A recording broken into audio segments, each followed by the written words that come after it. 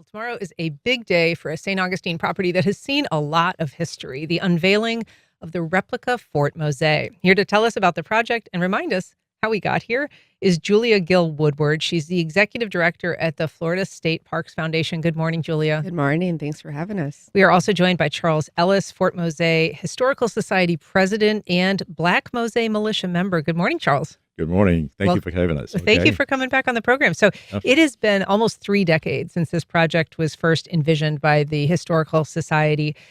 Charles, remind us how we got here.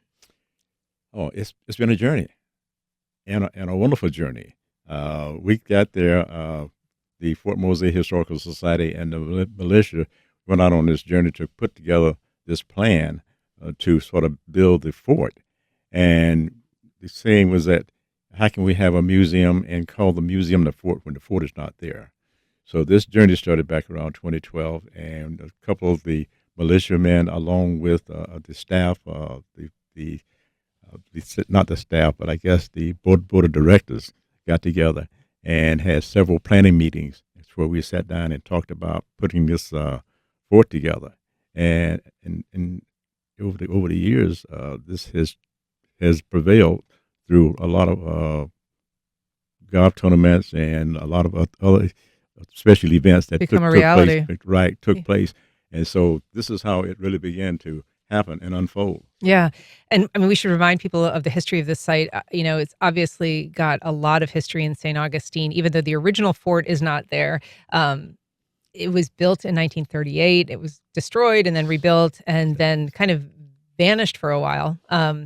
It was rediscovered in the 80s and then acquired by the state as a historic landmark. So, Julia, what's the reason behind wanting to have an actual replica fort, since the other one has sort of been lost to time and tides and the marsh?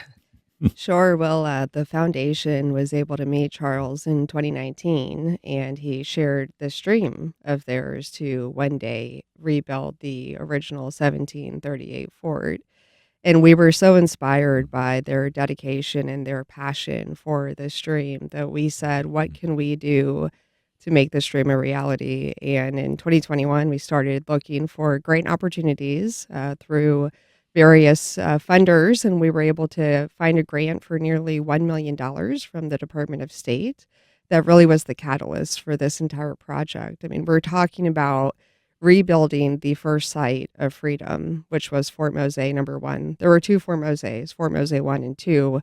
We rebuild #1 because it is the first site of freedom and how historically significant that is. And to have that in a state park that, Charles and the Historical Society have been keeping this story alive for so long with no fort actually present, the impact that this would have to bring it to life. And now we're here today after being able to accomplish just that.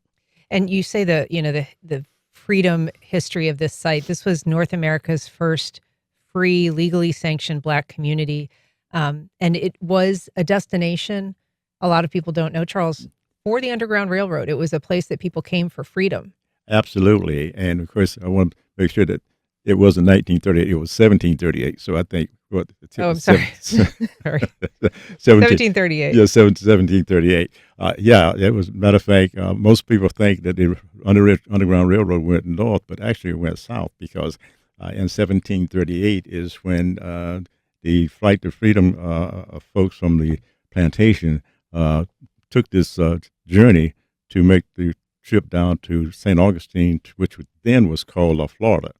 And during that time, it was around 370 miles. And so when you think about the journey it took and also the determination to be free, it was quite an event for them to make that journey. So during making that journey, you look at the possibility of going through the woods and the rivers and traveling mostly at night to make that journey to gain that freedom. So when you think back around 1738, when there was really no traveling per se, or your only travel would be on foot, and also the highway that you travel, which we consider today Interstate 95. Their Interstate 95 back then was the rivers, and so they used the rivers, and also they used the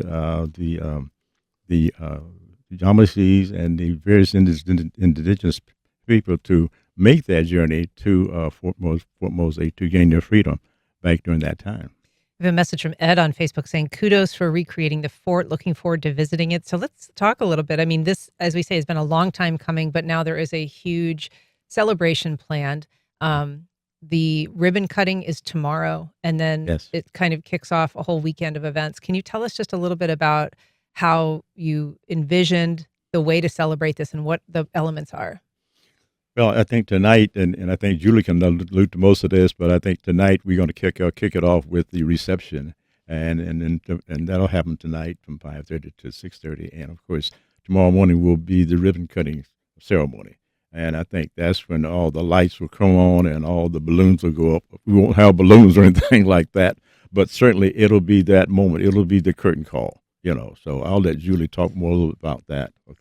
Yeah, in January of 2024, we were all gathered together as we celebrated the groundbreaking of Fort Mose. And at that time, this wasn't the Historical Society, the Foundation, or the Park Service. This took a lot of people to come together to be able to make this fort a reality. And it was great to have all those people together as we had our gold shovels and our hard hats on and envisioned, what will this day look like when the fort is finally completed. And we all were very happy with how all that turned out. And we thought, how can we possibly top this? What a historically significant milestone for the Historical Society, for the Florida State Parks Foundation, for the Florida Park Service, whose 90 years of existence. One of the most historically significant things that any of us have ever worked on before.